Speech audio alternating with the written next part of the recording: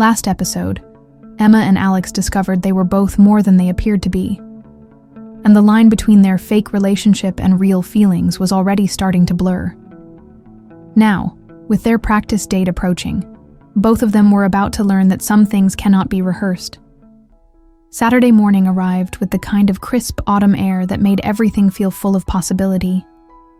Emma stood outside the campus coffee shop, nervously adjusting her soft cream-colored sweater and wondering for the 100th time if she was making a terrible mistake. "It is just practice," she told herself, watching her breath form small clouds in the cool air. "We are just rehearsing." But even as she thought it, her heart was beating faster than it should for something that was supposedly pretend. "Emma!"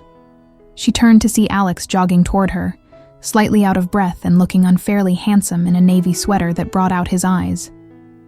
His hair was slightly messed from the wind, and there was something about his smile that made her stomach do that familiar flutter. "Sorry I am late," he said as he reached her. "I may have spent an embarrassing amount of time trying to figure out what to wear to a fake date."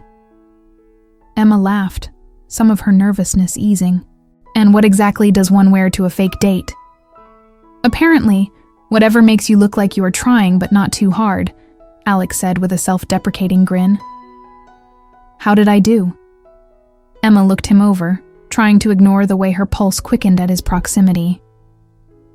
"You look really good, actually." "Just really good?" Alex teased, but there was something almost vulnerable in his eyes. "I was going for devastatingly handsome. Do not push it, Chen," Emma said, but she was smiling as she said it.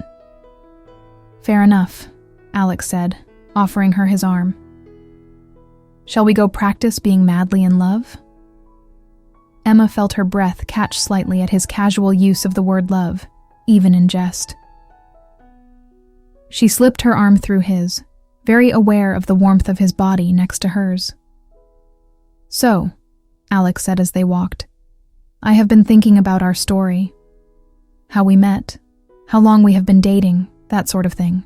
"Good, because I made a list," Emma said, pulling out a neatly folded piece of paper from her pocket. Alex stopped walking and stared at her. "You made a list for our fake relationship?" "Of course I made a list," Emma said, slightly defensive. "We need to have our story straight, do we not?" Alex's expression softened into something that looked almost fond. "Emma Walsh, you are absolutely incredible. Is that good or bad?" "That is perfect," Alex said quietly, and there was something in his voice that made Emma look at him more closely. But before she could analyze his expression, he was moving again. "Okay, let us see this list." They found a quiet corner table in the coffee shop, and Emma spread out her paper between them. Alex leaned closer to read it, and Emma tried to ignore the way his cologne made her thoughts scatter. "Okay," Emma said, consulting her notes. "We have been dating for 3 months?" "3 months," Alex agreed.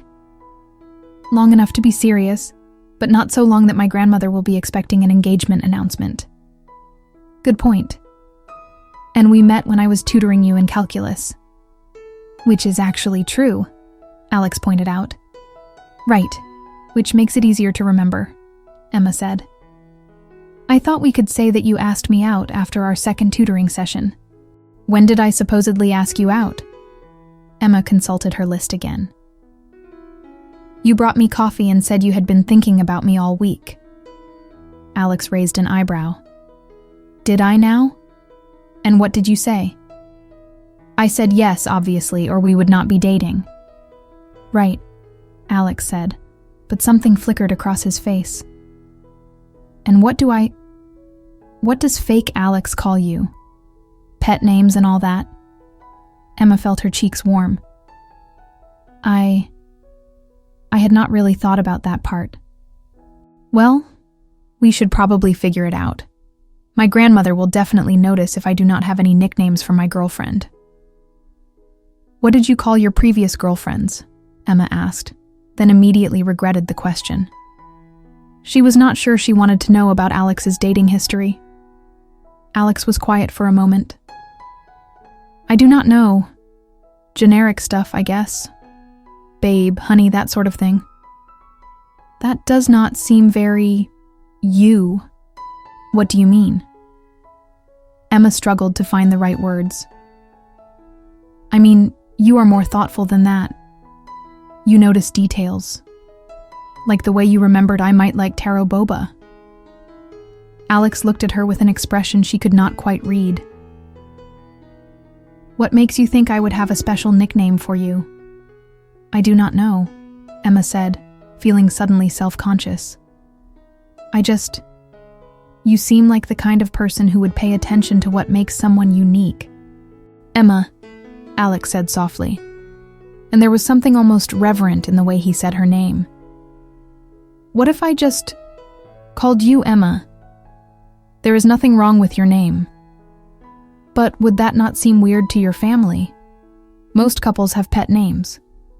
Maybe, Alex said, leaning back in his chair. But Emma suits you. It is classic and beautiful and... He paused, seeming to catch himself. It is perfect the way it is. Emma felt warmth spread through her chest at his words. Okay, Emma it is. Good, Alex said, his voice slightly rougher than usual. What about me? What does fake Emma call her boyfriend? Emma bit her lip, thinking. Alex seems right too. Although... She hesitated. Although what? Sometimes, when you are concentrating really hard on a calculus problem, you get this little crease between your eyebrows, Emma said, not quite meeting his eyes. And I kind of think of you as... Never mind, it is silly. Tell me, Alex said gently. I think of you as Alex with the crease, Emma said, then laughed at how ridiculous it sounded. Which does not exactly roll off the tongue as a pet name. Alex was quiet for a moment, and when Emma looked up, there was something soft and wondering in his expression. You notice when I get a crease between my eyebrows? I notice a lot of things about you, Emma admitted, then immediately felt like she had revealed too much. I mean, we have been spending time together, so obviously I would notice. Emma, Alex said, interrupting her rambling. What else do you notice? What do you mean? I mean, what else have you observed about me? I am curious about how the brilliant mathematician sees the world. Emma felt her pulse quicken. There was something almost dangerous about the way Alex was looking at her, like her answer mattered more than it should for a fake relationship. I notice that you tap your pencil when you are thinking, she said carefully. And you run your hand through your hair when you are frustrated. You drink your coffee black, but you put an obscene amount of sugar in your tea. You are left-handed, but you wear your watch on your left wrist anyway, which means you probably got it as a gift, and it means something to you. Alex stared at her, his lips slightly parted in surprise. That is incredibly observant. I told you I notice things, Emma said, feeling suddenly vulnerable under his intense gaze. What else? Alex, please, he said quietly. I want to know how you see me. Emma took a shaky breath. You are kinder than you think you are. When you helped that girl pick up her books yesterday after she tripped, you did not make a big show of it.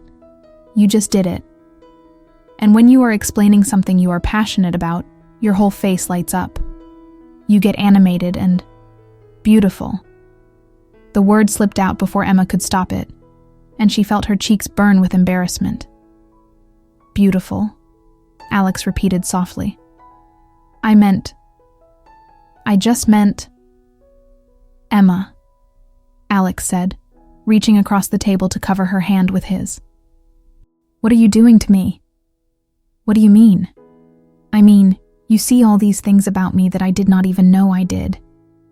You make me sound like someone worth knowing. You are someone worth knowing, Emma said, without thinking. Alex's thumb brushed gently across her knuckles, and Emma felt her breath catch at the contact. We should probably practice, Alex said, but his voice was quieter than usual. Practice what? Being a couple. Physical affection. My grandmother will definitely notice if we seem awkward around each other. Emma's heart started beating faster. Right. Physical affection. I mean, nothing crazy, Alex said quickly. Just hand-holding, maybe sitting close together, that sort of thing. Okay, Emma said, though her voice came out slightly breathless. Alex stood up and moved to the chair next to her instead of across from her. Suddenly, he was close enough that she could see the gold flecks in his brown eyes, close enough to catch the warm scent of his skin. Is this okay? He asked softly. Emma nodded, not trusting her voice. And if I... Alex reached over and tucked a strand of hair behind her ear, his fingers barely grazing her cheek. Is that okay? Emma's breath hitched. Yes, she whispered. Good, Alex said, but he did not move his hand away. Instead, his fingers lingered at the curve of her jaw, his thumb brushing softly across her cheekbone. Alex, Emma said, though she was not sure if it was a protest or a plea. You have beautiful eyes, he said quietly, like he was sharing a secret. I noticed that the first day in the library, but I was too much of an idiot to appreciate it properly. You were not an idiot. I was, Alex said firmly. I almost missed you entirely. You did not miss me, Emma said softly. I am right here. Something shifted in Alex's expression, something that made Emma's pulse race. Emma, he said, his voice barely above a whisper. Can I tell you something? Anything. This does not feel like practicing. Emma's heart stopped, then started again, double time. What does it feel like? It feels... Alex paused, his eyes searching her face. It feels real. Before Emma could respond, Alex was leaning closer, his hand still cupping her cheek. Emma felt her eyes flutter closed as he drew nearer, her heart pounding so loudly she was sure everyone in the coffee shop could hear it. Is this part of the practice? She whispered. I do not know, Alex admitted, his breath warm against her lips. Do you want it to be? Emma opened her eyes to find Alex watching her with an intensity that made her knees weak.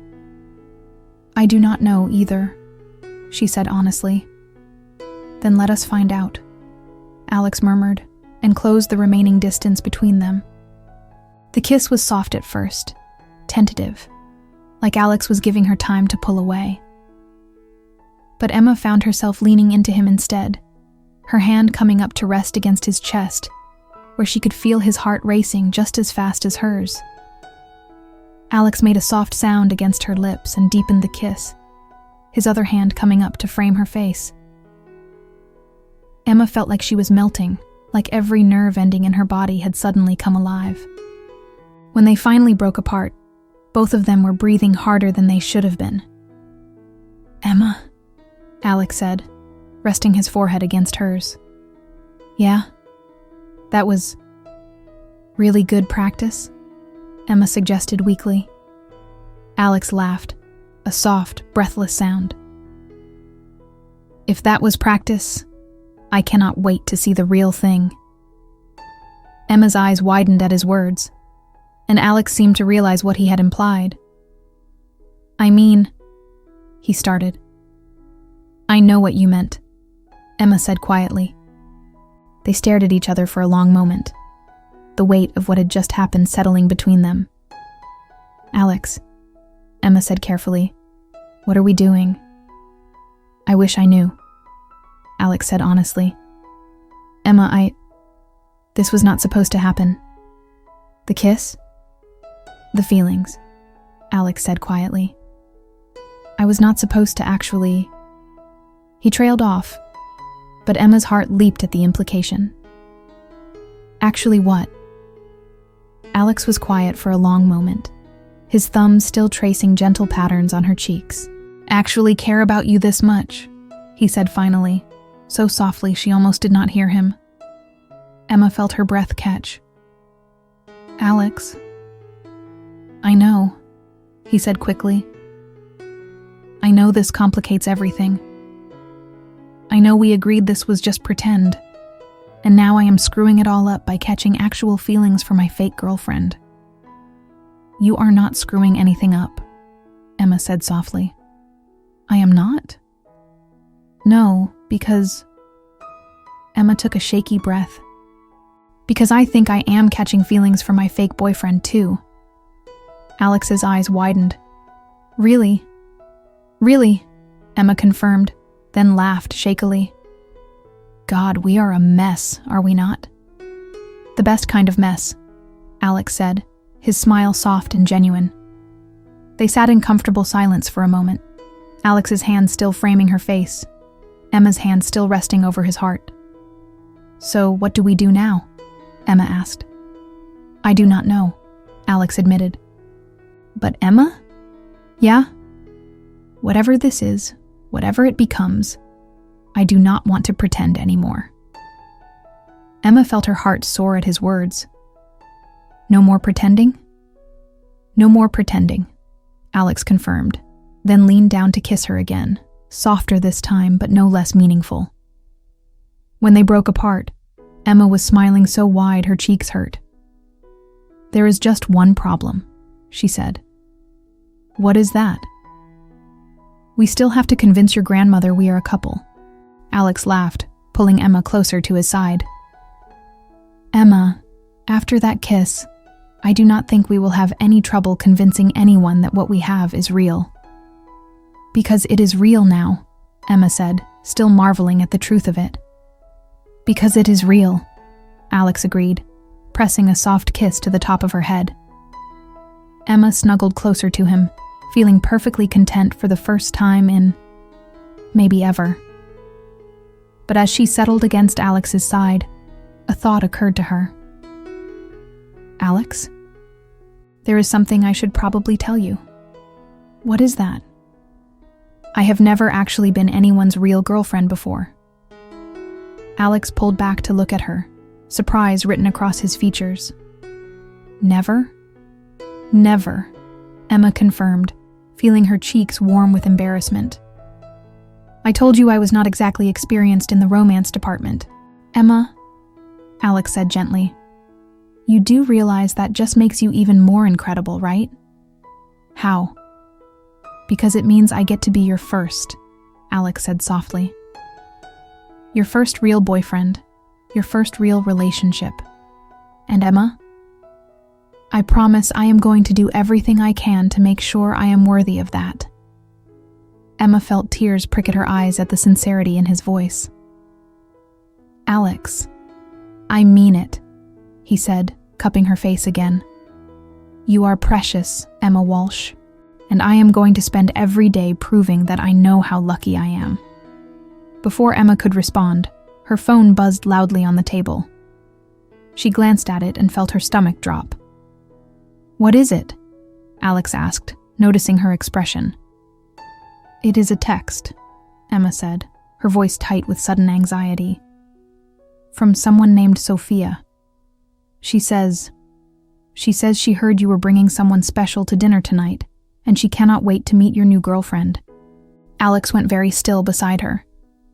"Sophia? You know her?" Alex closed his eyes, looking like he wanted to disappear. "Emma, Sophia is my ex-girlfriend, the one I told you about, the one my grandmother has been trying to set me up with." Emma felt something cold settle in her stomach. "Your ex is going to be at dinner tonight?"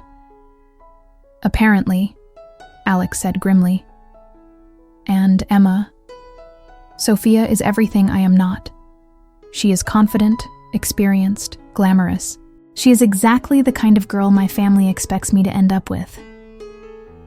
Emma pulled back slightly, suddenly feeling very small and inexperienced compared to this mysterious Sophia. "Maybe we should call this off," she said quietly. "What?" No, Alex said quickly, reaching for her hands. Emma, please. I need you there. Especially now. Alex, I do not think I can compete with some sophisticated ex-girlfriend. You are not competing with anyone, Alex said firmly. Emma, look at me. Reluctantly, Emma met his eyes. You are not a replacement for Sophia, Alex said quietly. You are not a stand-in or a consolation prize. You are Emma, and you are perfect exactly as you are. But what if your family likes her better? What if they think you should be with her instead? Alex was quiet for a long moment, and Emma felt her heart sink. Emma, he said finally, I cannot promise my family will not have opinions, but I can promise you that their opinions do not matter to me. Not anymore. What do you mean? Alex took her hands in both of his expression serious and tender. I mean that 3 days ago, I was planning to bring a fake girlfriend to dinner to get my grandmother off my back. But now, he paused, brushing his thumb across her knuckles. Now I am bringing the girl I am falling for. And Emma, that changes everything. Emma felt her breath catch. You are falling for me? Completely, Alex said without hesitation. Hopelessly. Probably embarrassingly obviously. Emma's heart soared, but a part of her was still scared. What if tonight is a disaster? Then we will face it together, Alex said simply. As a real couple. No more pretending, remember? Emma took a deep breath, drawing strength from the certainty in Alex's voice. Okay, she said finally. No more pretending. No more pretending, Alex agreed, then leaned down to kiss her again. But as Emma kissed him back, she could not shake the feeling that tonight was going to test everything they had just discovered about each other. And she only hoped their newfound feelings were strong enough to survive whatever was waiting for them. Alex and Emma just shared their first real kiss and admitted their fake relationship has become beautifully real. But with Alex's sophisticated ex-girlfriend joining tonight's dinner, will their newfound love survive its first test? Don't miss the next episode.